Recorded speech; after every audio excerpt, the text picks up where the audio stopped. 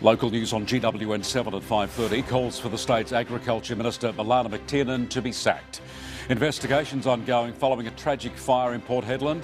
Detectives searching for a serial attacker in Geraldton, and calls for a popular tourist spot to be closed over the winter months.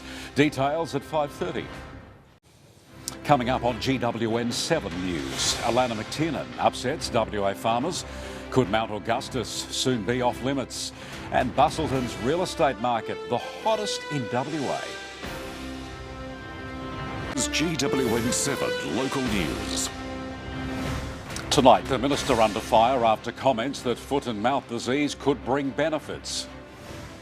An inquest into hikers' deaths triggers calls to close Mount Augustus over summer. Sitting at anchor for weeks, the ship's just waiting for grain. And how the weekend is shaping up at your place. Sunshine or rain? I'll have the latest. It's now 5:30 and we're live across Western Australia. Good evening. Agriculture Minister Milana McTiernan found herself in the firing line today after claiming that if foot and mouth disease reached WA, it could result in cheaper meat and milk in the shops. Today she claimed her comments had been taken out of context, but that didn't stop a furious response from the agriculture industry. The Minister for Agriculture in headlines today for her comments in the West that a foot and mouth outbreak here could make consumer products like meat and milk cheaper. It's made some farmers furious, while the federal opposition is calling for her to be sacked. I don't think that we can afford to have a Minister for Agriculture in Western Australia at this particular time who doesn't have a real interest in the portfolio and agriculture in general. The Minister for Agriculture and Food has clearly said that agriculture doesn't matter because what they're after are cheaper food prices for their city-based voters. Local farmers also frustrated by the comments about cheaper products, which they say don't stack up. The long term of that, producers will just stop, basically. They won't be able to continue. Some will, but there's a lot that we'll have to reevaluate. Today, the Minister backed her comments, telling the press they were taken out of context. It is unfortunate that those comments have been interpreted in something other than they were. I am absolutely confident that we are taking this extremely seriously. Farmer fears, fuelled partly by memories of an outbreak in the UK 20 years ago, which left the industry in ruins. The president of WA Farmers today called for calm. Got a heightened sense of vigilance here, and I think that's really important. It'll mean that it's going to be picked up much more quickly and locked down and eradicated much more quickly than it was in the UK. Mixed opinions on how worried we should be as the state government continues to hose down panic. Brianna Melville, GWN7 News. The Port Hedland house where 3 children were found dead following a fire on Monday remains a crime scene tonight, with detectives still at the property 24 hours after the bodies were removed from the scene. It's still not known what caused their deaths or how the fire started. Emily Baker is in Port Hedland. Noel, good evening. As investigators start to wrap up here, their attention now turns to Perth. That's where the children's mother was flown to last night for assessment and specialist treatment. Detectives are guarded about any details of the case. At this stage, no charges have been laid. We witnessed harrowing scenes here yesterday as the children's bodies were removed from the burnt-out home and placed into a coroner's van. The family's pain unimaginable. Fundraising has begun for the children's funeral. Thousands of dollars have already been raised. We need to have services to look after our community, all the way through from our young children, adults, male, female, everyone. We need help. We need support for our town. It's understood post-mortem examinations will be completed in Perth. The results could take days. It's gut-wrenching to the core. It rips your heart out of the community, but the town, it needs a lot of support, needs a lot of help. Our emergency services do a wonderful job, and they're going to need a lot of support as well. But the town itself, I mean, yeah, look, it's, we'll get over it, but it's going to take a long time because what's happened is such a tragedy. It's beyond belief. It really is. And Noel, a candlelight vigil is expected to be held here in Port Hedland in the coming days. Families say the community is welcome to come and pay their respects. OK, thanks, Emily. Detectives in Geraldton are searching for an alleged serial sex attacker targeting women on the foreshore. Police have received 4 reports of assaults which they believe were carried out by the same man. He's described as aged between 18 and 25 with a dark complexion. The first attack allegedly happened in Bluff Point in June. The second last Tuesday on the Beresford foreshore near Dean Street around 4 p.m, where the attacker allegedly groped the woman before riding away on a dark-coloured bike. The most recent attacks happened last Friday. Police have warned the public not to approach a man who may be in Katanning. Officers from the Regional Investigation Unit want to find 40-year-old Clive Ryder. He's described as 186 centimetres tall, with a solid build, facial hair, brown eyes and short brown hair. He's known to spend time in Midland and Katanning. Anyone who knows where he is or who sees him is urged not to approach him and instead call police immediately on 131 444 or contact Crime Stoppers. WA's Deputy State Coroner has recommended closing a picturesque tourist attraction for the hottest months of the year following a string of deaths. The inquest was sparked when 4 people died on Mount Augustus between November 2019 and September 2020. 4 dead in the space of a year, 3 in as many days. In November of 2019, German traveller Hans-Jürgen Buske died in the national park from heart disease with environmental exposure. What was thought to be a one-off tragedy became a concerning pattern when 10 months later, 53-year-old Marie Pollard collapsed and died just 150 metres from her car, trying to get help for her husband who had taken a fall. Just days later, the bodies of Brian and Thelma Green were found on the Summit Walk, all 3 deaths a result of heat stroke. It sparked a coronial inquest led by Deputy State Coroner Sarah Linton, with her recommendations now handed down. Police Inspector Darryl Cox was part of the emergency response in all the incidents. He recommended closing the Summit Trail between September and March every year, saying it would be the linchpin for future death prevention, adding that people may underestimate the physical effort the walk requires and the conditions that they will face if it were to be left open. The coroner's official recommendation to close the Summit Trail and Gully Trail between November and February and after 7 a.m. in September, October, March and April. She also recommended the park facilitating a short-term personal locator beacon line for hikers. Lockie Byrne, GWN7 News. If you're a Bustleton homeowner thinking of selling, it couldn't be a better time. The southwest city is currently the fastest selling location in the state, with figures from the Real Estate Institute showing properties there are flying off the market in record time. Bustleton is booming, with the latest figures showing it was the fastest selling location in the entire state during the June quarter. It's lifestyle, it's affordability, it's less traffic hassles, it's all the lifestyle issues that make people want to move to a coastal community. The latest figures from the Real Estate Institute of WA show it took just 12 days to sell a home in the area, compared to 14 days in Perth, closely followed by both Albany and Bunbury. I've never seen that in my 32-year career, so Bustleton is really in the microscope as far as people moving to the district is concerned. The average price for a home is up almost 17% and on average will set you back just under $610,000. But that's if you can find one. We've got 600 houses under construction in Bustleton at the moment. The bottom line is we're going to need 600 more. We are in the middle of a housing crisis. We simply do not have enough total houses. That's not just in the southwest, that's across the whole state. Earlier this year, Bustleton had a 0% rental vacancy rate, one of the worst in the state, meaning properties which were available were being rented in less than 21 days of being listed. But if you're trying to break into the property market, do your homework and just factor in a couple of percent going up on your interest rate so that you don't get caught with that. Amanda Sabatino, GWN7 News. Shauna joins us now with the weather. How's the weekend looking? Yes, thanks, Noel. Warm north and wet south pretty much sums up our weekend forecast. Looking at today, we had a cold front moving well east with showers through the Gascoyne and across the goldfields, while a mix of sunshine and rain through southwestern areas of the state, and then clouds starting to increase again from the west ahead of the next cold front. Fitzroy Crossing, our official hotspot today with 34 degrees. Broome went from 10 into that 30, and dry across the Pilbara, 28 in Karratha. Newman, a little little cooler, 24 there, an afternoon shower for Carnarvon and 22, but a dry Friday in Geraldton and 20. Kalgoorlie had an overnight low of 6 into 17 with just a light shower this afternoon.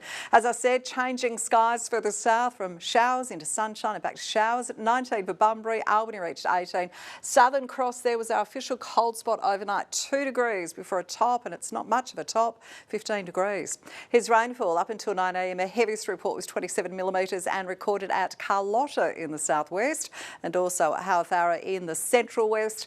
And Kimberley, that's on the south coast, took 19 millimetres. We had some lighter falls reaching well into the wheat belt. And there's more rain on the way. Another front for the south, still plenty of sunshine to the north. The latest on your forecast is right after sport. Okay, thank you, Shauna. Also coming up, the waiting game in the Port of Albany. Grain ships left sitting empty for weeks.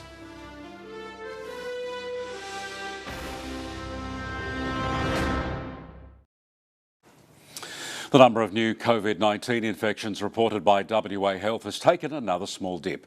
6,056 new cases were reported until 6 o'clock last night. That's about 900 down on yesterday's figure. Currently, there are 36,412 active cases in the state. The number of people in hospital with the virus has also dropped slightly to 452, while the number in intensive care has risen to 24. One man in his 90s has died. Grain ships docking in Albany are finding themselves sitting at anchor for up to 3 weeks because of delays in getting grain from the silos to the port. Last year's huge harvest combined with transport problems are being blamed for the delays. Anchored and going nowhere. These ships in King George Sound in Albany will be docked here until the end of the month before they can berth at Albany Port to be loaded with grain. It is incurred by ships as they queue to be loaded, if they have to queue. And part of that problem exists if we can't get enough grain to that loading port to load those ships to keep them rolling through. Yeah, we've got 4 which are second half July vessels. Those vessels will all be loaded in second half July, which we have 10 days to go. There's another vessel sitting out there which is for an August vessel, so that's here a little bit earlier than the schedule, but we'll get to that in August. Last year, WA's grain industry recorded a record 21.3 million tonne harvest. That's enough to fill Optus Stadium 17 times over. WA had a big harvest last year, a record harvest of a bit over 21 million tonnes. It was came at a time of good pricing as well, so excellent opportunities for WA growers and Australian growers generally. 1.8 to 2 million tonne carryover, so that's 23.3 million tonne or thereabouts. There's no way in the world we're going to get rid of that. But the record-breaking crop brings with it some problems. CBH says it won't all be shipped out before this year's harvest comes in because there just aren't enough trucks on the road to transport the grain to the ports. There'll be a significant amount of tonnes that roll over into next year, and we'll just manage that accordingly along with this year's harvest, which, again, looking at where we're at from a state, looks like it's going to be a well above average year again. But trucks aren't the only issue. Last month, CBH had one of its trains derail in Wagen, forcing them to close the track for a few days. It's not certainly what we'd like to see. Unfortunately, these things can occur, but certainly hasn't delayed any of our tonnes to port and certainly hasn't delayed any of our vessel accumulation. Meanwhile, Albany's mission to seafarers are helping those stranded on ships in King George Sound, providing them with SIM cards to contact family while they wait to berth. They're out at sea for so long and they very rarely have shore leave, unfortunately. It's mentally healthy for them to be able to contact their families and to keep an update. Elise Holden, GWN7 News. To the goldfields where Luna Mining has collapsed into administration. The move comes just weeks after the gold miner raised more than $60 million to strengthen its balance sheet. But it's understood the directors called in administrators on Wednesday after deciding the company had insufficient working capital to continue. The company has blamed a raft of different issues, including cost pressures, COVID-19, absenteeism and worldwide shipping constraints. The mine will continue running as a going concern while it's in administration. It's been an up and down week for international grain prices, and it looks like just the threat of foot and mouth disease here has affected livestock markets. Here's Tracy Dodds with this week's Commodities Report. Global wheat markets had a volatile week but will close relatively unchanged. Our local grain prices have followed suit, with wheat prices closing around $435 per tonne. Canola prices have fallen further again, off close to $400 per tonne since the peak of $1,230 per tonne in May. This comes as conditions for the Canadian crop continue to be favourable. In sheep prices, sale yards and yardings were up slightly this week, with good demand for mutton, which hasn't been seen for a number of months. Direct prices for lamb sit around $7.60 per kilogram carcass weight for the optimal weight categories and a steady week on week. With feedlots being very quiet, it is processors driving the market. Nationally, cattle prices continue to fall, with the West Australian index coming off 124 cents per kilogram. The East Coast was off to a lesser extent, falling 23 cents per kilo. With the big moves, it looks like the possibility of foot and mouth disease entering the Australian livestock industry is already starting to impact markets. Thanks, Tracy. Coming up next in sport, a look ahead to this weekend's country footy games. And will the Buccaneers continue their domination in the State Basketball League?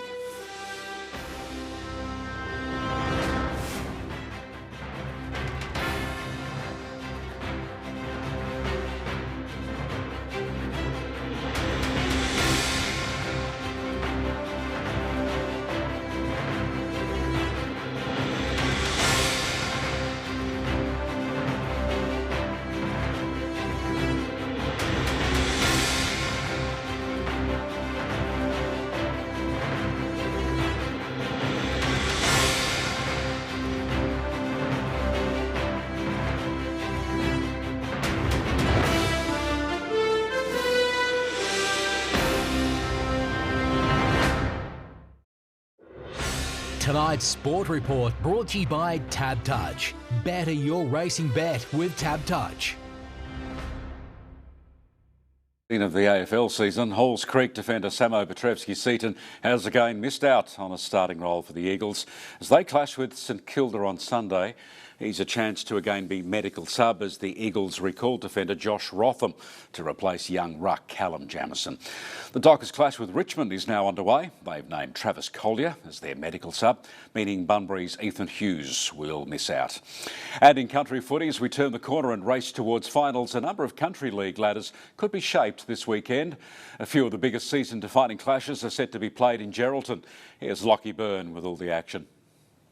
They've been one of the hardest teams to read all year, from handing Mullawall their first win in 3 years to becoming one of just 2 teams to take down the reigning premiers this year, only weeks later. But the Northampton Rams have found themselves in the fight for finals, and this week a chance for revenge over the Saints. Chapman Valley are the other team vying for that top 4 spot, but face a tough task this week against the Hawks. In the southwest, the Bulldogs were able to snap out of a rut and win their first game in a month. They'll be hoping to keep that going as they face Collie, who are fresh off their first win all year. Bustleton will be hoping to secure a win over the struggling Panthers. Further south, the Sharks will be hoping to bounce back against the Magpies. Mount Barker looking to lock in a top 2 finish with a win over the Royals. In the Goldfields, the Combolda Eagles face a daunting task at home, the undefeated Railways Panthers, while the Roos can prove a point this week with a win over Mines Rovers. And in the top end, a top-of-the-table clash in Broome. Will the Tigers hand Cable Beach their first loss in over a year? Lockie Byrne, GWN7 News.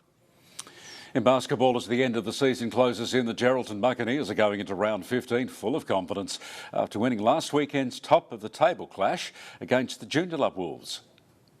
Coming off a big win last week, There he is again, gets the hand in, and he looks up and he goes under. If it wasn't over before, that one is the final nail in the coffin here in the Wolves' den. The Bucks have won their last 3 games and will be confident going up against Perry Lakes in Geraldton on Saturday night. The Hawks in 9th place, and coming off a massive 30-point win against the Suns last week, the Goldfields take on the Tigers at home. They've lost their last 4. Giants inbound towards Dow, but doesn't quite do anything. Pops it out to Cummings for 3. The Slammers have a big job on their hands after a string of 9 losses. They play 11th on the ladder, Lakeside. In the women's match, the Slammers also stuck at the bottom, playing Lakeside in 6th, both coming off losses. Oh, Lauren Vincent! Oh! The Giants have had a 3-game winning streak. Danielle McRae landed a whopping 30 points in her last game. over to McRae. Good defence. Just pushes off, steps away from her player. That pull-up jump shot, Danny McRae, outstanding once again. But a tough match ahead against the third-place Tigers. Adelaide Williams, GWN7 News. Good luck to all our local teams over the weekend. Shauna Willis is back next with a look at your weather forecast. And then ahead on 7 News, how a child was left on a school bus for hours. How did it happen? What went wrong?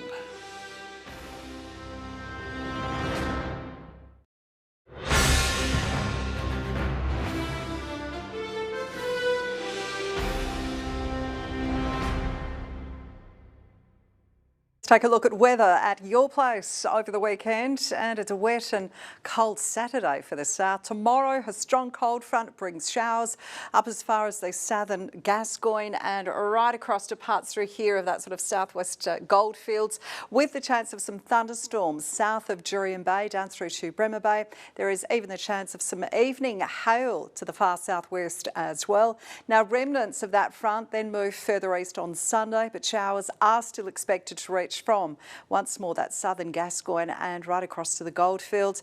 Chance of some morning hail along the south coast. Further north of that though, it is sunny skies and mild to warm maximums, particularly for our Kimberley.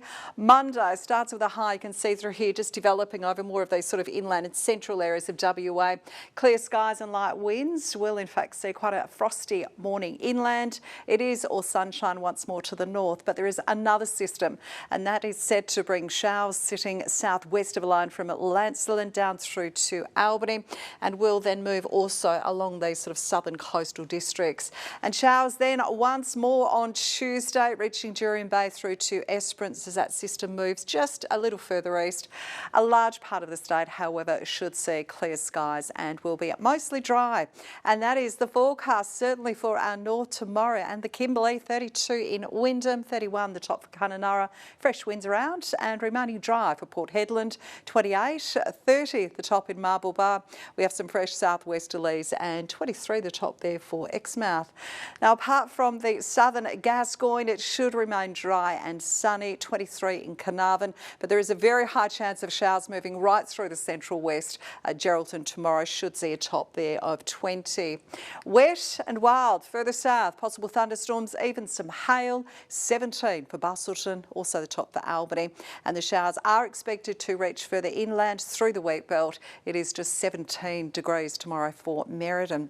Showers and windy weather reaches right through to the southeast coast. We have a top here of 20 for Esperance, and it is going to be a frosty morning for the Goldfields, rug up into a mostly sunny top of 19 in Kalgoorlie Boulder. Waters tomorrow, now strength to 20 knots off the Pilbara coast, with a strong wind warning issued through here though for the Gascoyne coast, and those strong winds reach right through western waters. In fact, they will be reaching gale force off Lewin, and hazardous boating for southern waters. Strong winds off Albany, also there off Esperance on a swell up to 4 metres. It's a partly cloudy 21 degrees here in Brisbane tomorrow, while 18 with some showers for Perth. Enjoy your weekend. Good night. You too. Thank you, Shauna, and that is local news for this Friday evening. We'll be back later with updates. You can watch our news programs anytime on 7plus or follow our reports on social media. 7 News from Perth is next from the GWN7 team right around the state. Good night, Western Australia.